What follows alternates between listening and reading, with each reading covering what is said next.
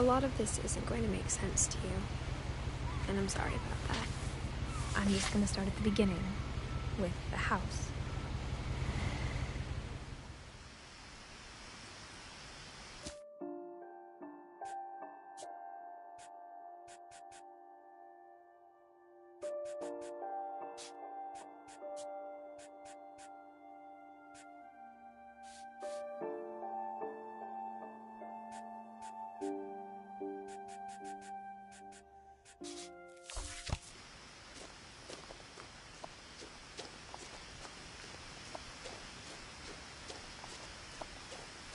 I lived here until I was 11, but I wasn't allowed inside half the rooms.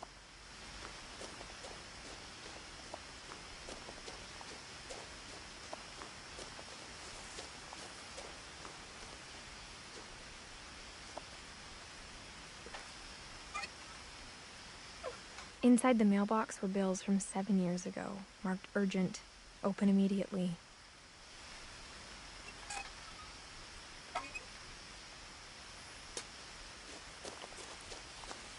I hadn't been back since my brother Lewis's funeral.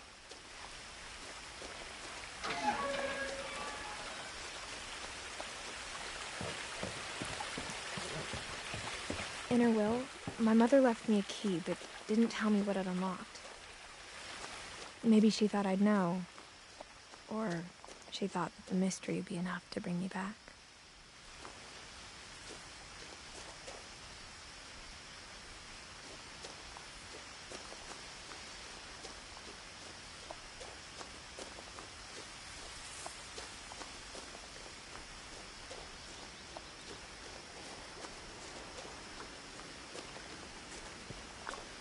The truth is, even after I inherited the house, I never thought I'd come back to it.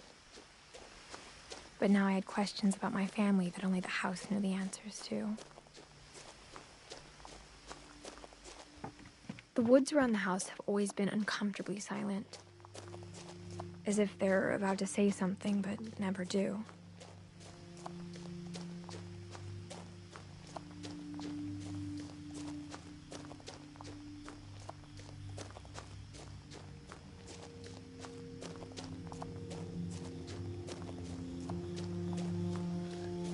The house was exactly like I remembered it, the way I'd been dreaming about it.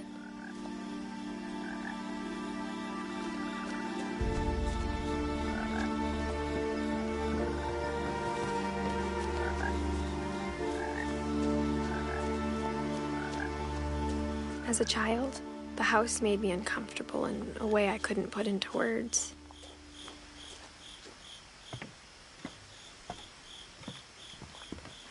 Now, as a 17-year-old, I knew exactly what those words were. I was afraid of the house. I hoped the key might unlock the front door. It didn't.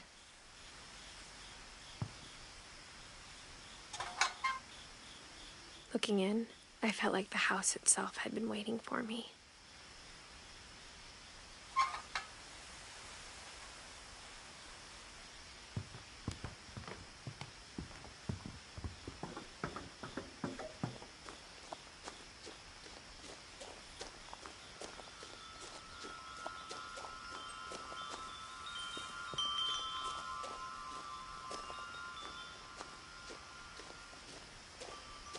The house felt like it had always been here. Even the swing set was older than my mother.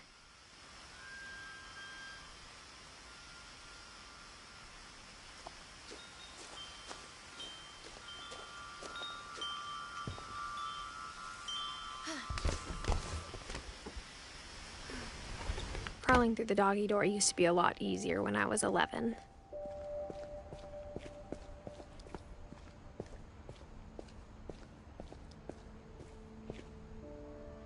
The power had been turned off the night we left. For the first time in years, I felt like I was home.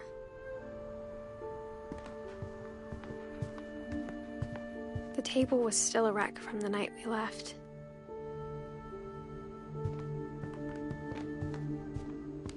Nothing in the house looked abnormal, There was just too much of it, like a smile with too many teeth.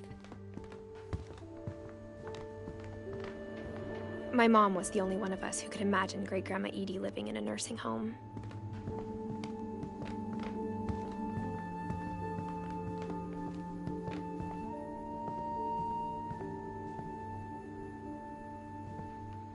Mom always told me to stay out of the basement, so I wasn't too surprised when the key didn't fit.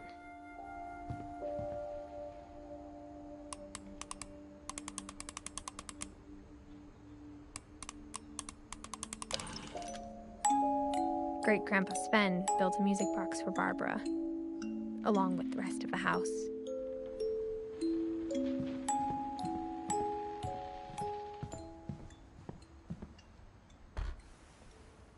Edie told me once that every Finch who ever lived is buried somewhere in the library.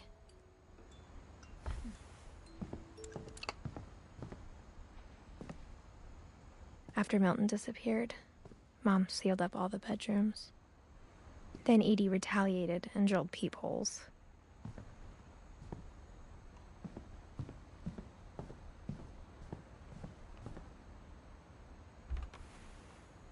Molly always seemed like a girl I could imagine being friends with, if she hadn't died in 1947.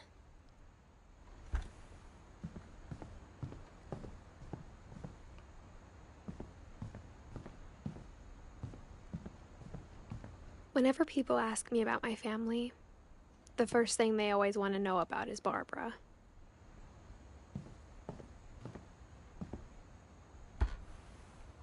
Barbara was a child star for 2 years, until America grew out of it. Edie's father, Odin, built the original house.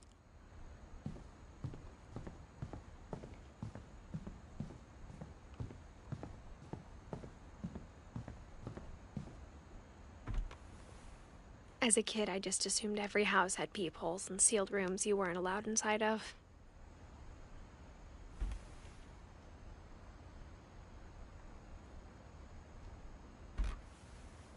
My Grandpa Sam spent 7 years sharing a room with his dead brother, Calvin.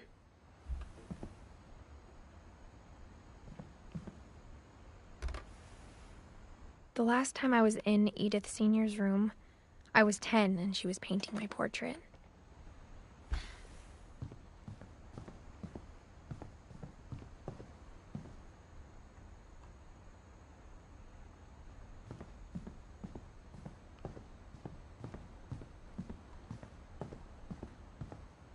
I spent a lot of time playing in Great Uncle Walter's room. Lewis told me there were secret passages, but I never believed him.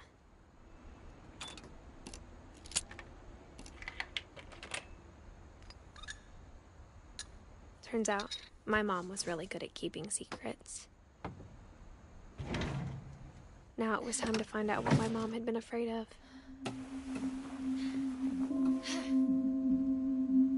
Reading this, maybe it sounds like I had a plan, but I had no idea what was behind that door. Just like I had no idea where all this was gonna lead. I grew up looking at Molly's room through the peephole.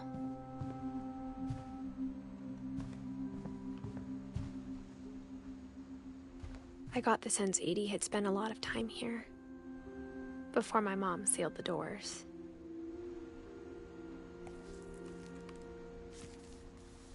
December 13th, 1947. Dear Diary, I'll be gone soon, but I wanted to tell somebody about what's gonna happen. It started when Mom sent me to bed without dinner. I woke up and I was starving, so I looked around for something to eat.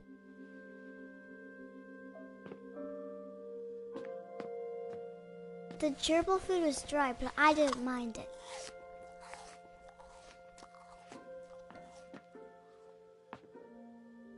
My Halloween candy was all gone.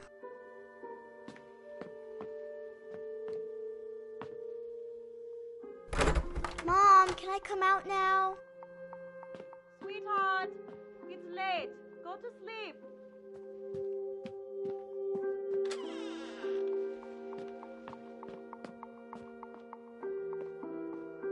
I ate a lot of things that night.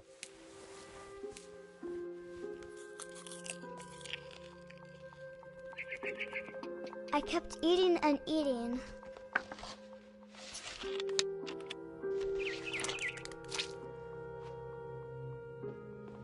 Then I heard chirping outside my window.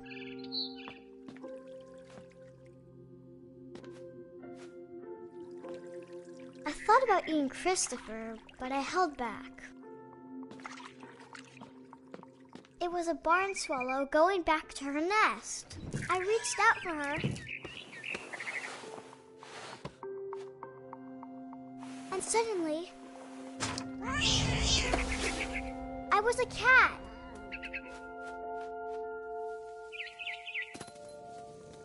I tried to be quiet, but the bird was really scared.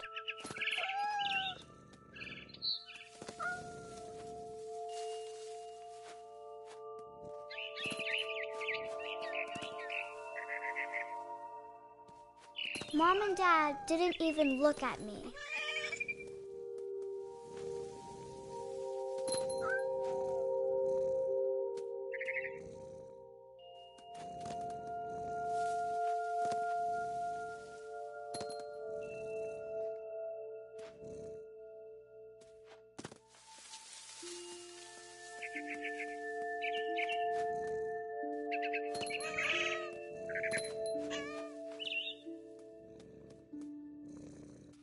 I jumped and I almost got her.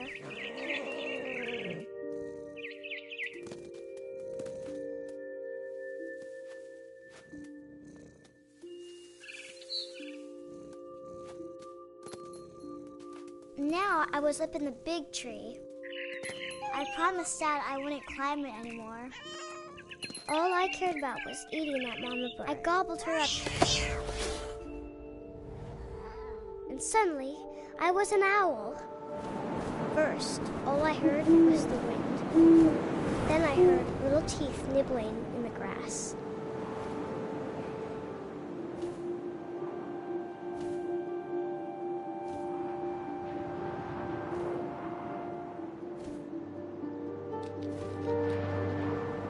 Rabbits.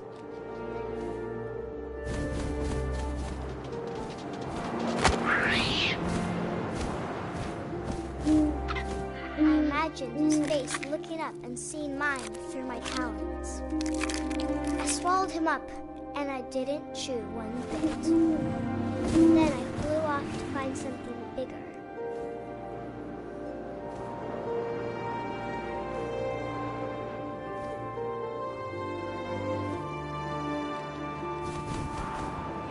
A mama rabbit.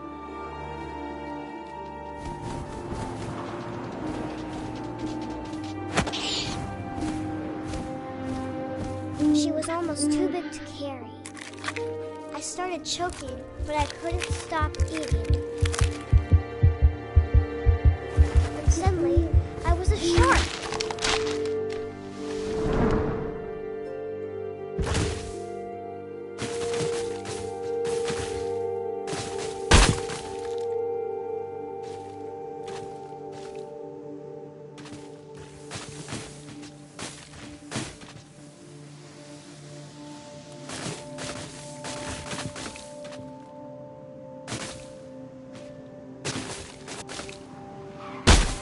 I rolled off a cliff and into the ocean. Now, I was hungrier than ever.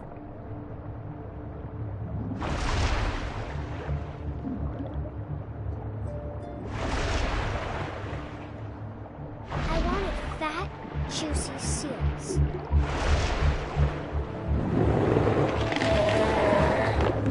I tore off her flipper, and it tasted really good.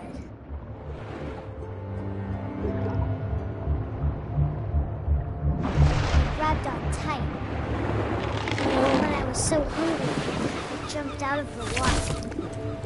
When I opened my eyes, everything had changed.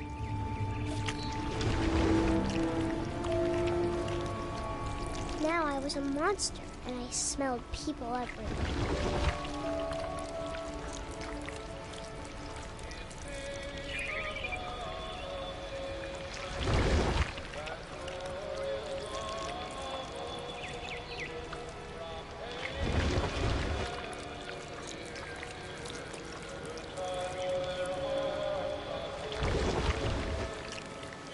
I was big, but I moved real quiet.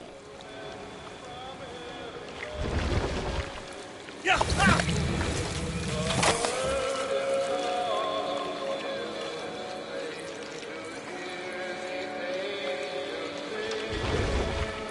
I wanted to stop, but also I didn't.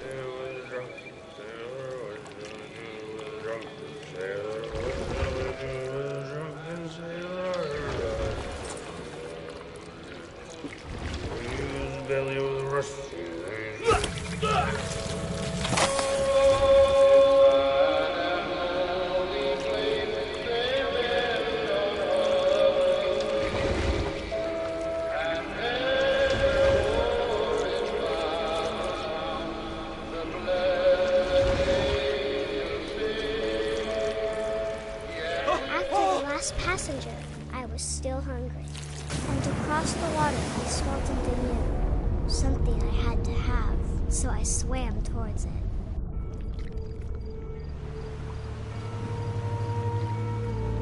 I slithered onto the sand, and the good smell went into an old pipe.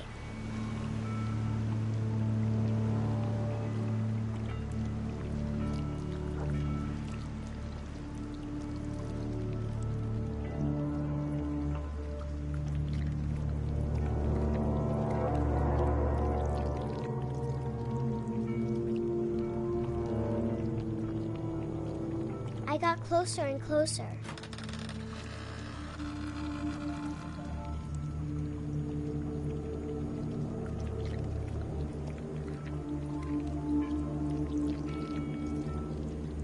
All my stomach started growling. And suddenly, I was me again. I held my breath for a long time, but I couldn't hear anything. I think it's waiting for me to fall asleep. But it's not going to wait much longer. It needs to feed, and we both know I will be delicious.